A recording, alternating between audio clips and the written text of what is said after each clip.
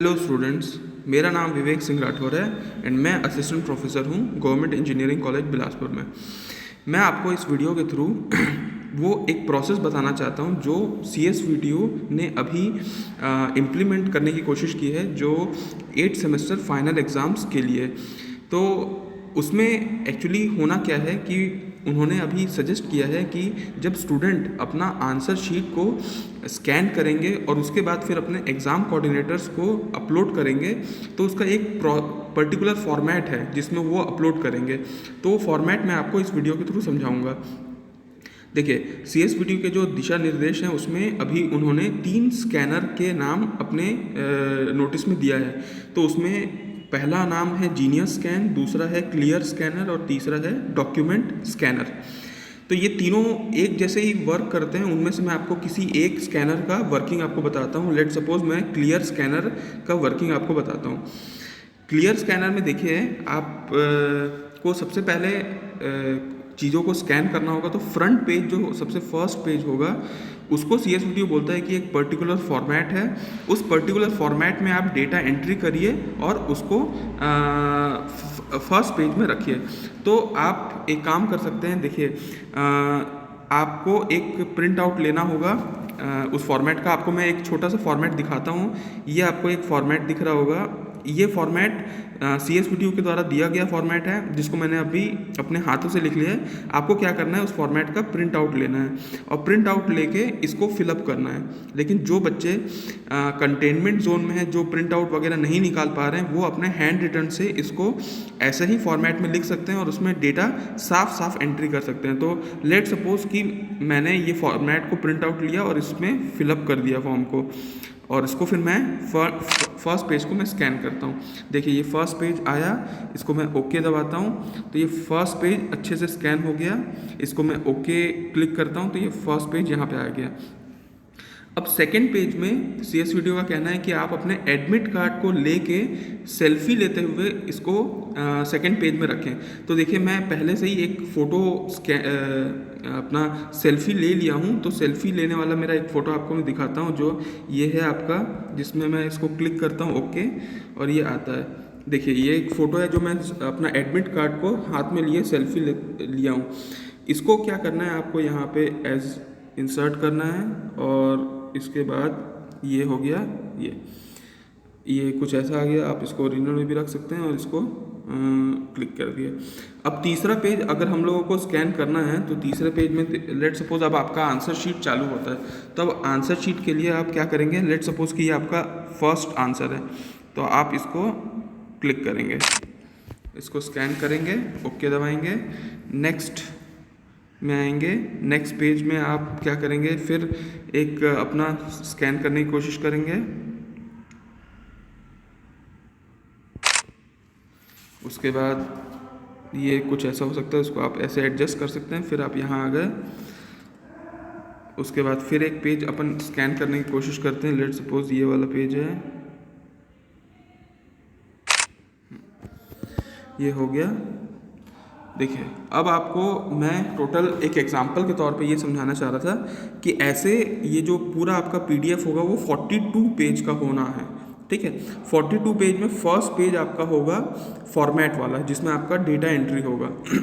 Second page होगा आपका selfie लेते हुए, सेल्फी एडमिट कार्ड को साथ में लेते हुए वाला फ़ोटो। और तीसरे से आपका आंसर शीट चालू होगा। टोटल आपको आंसर शीट में 40 पेज ही मिलेंगे।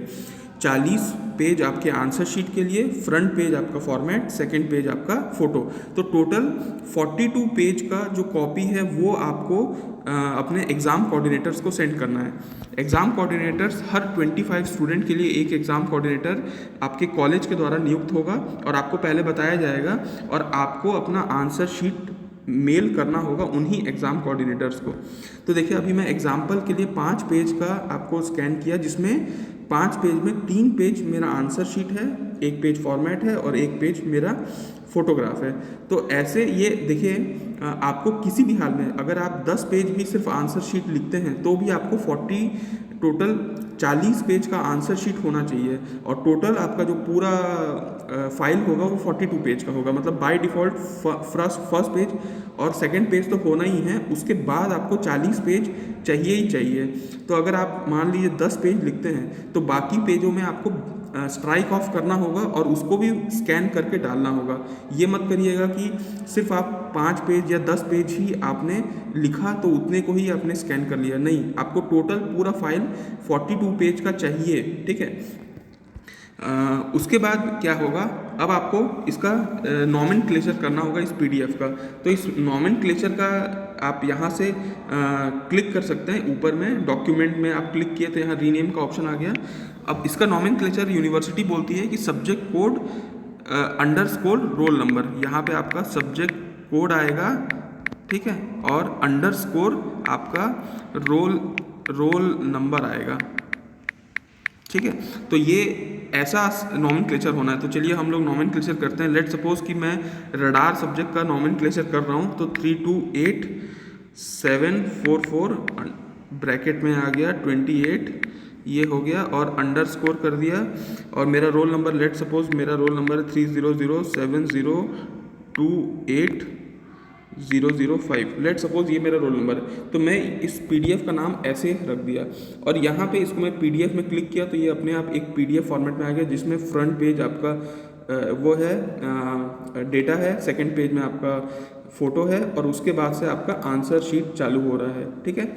और इस देखिए यहाँ पे आपको फाइल साइज़ दिया होगा, फाइल साइज़ एक्चुअल 1.65 MB है।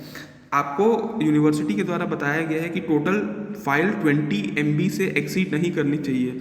तो आप यहाँ पे देखिए, यहाँ पे बहुत सारे ऑप्शन हैं, आप फाइल साइज़ को कम भी कर सकते हैं, ज़्यादा भी कर सकते हैं। जैसे एक्चुअल लेट सपोज आपका फाइल 20 MB से ऊपर हो गया, तो आप मीडियम साइज़ में रख लीजिए इसको, और मीडियम साइज़ में रखने के बाद आप क्या करिए, इसको शेयर कर लीजिए।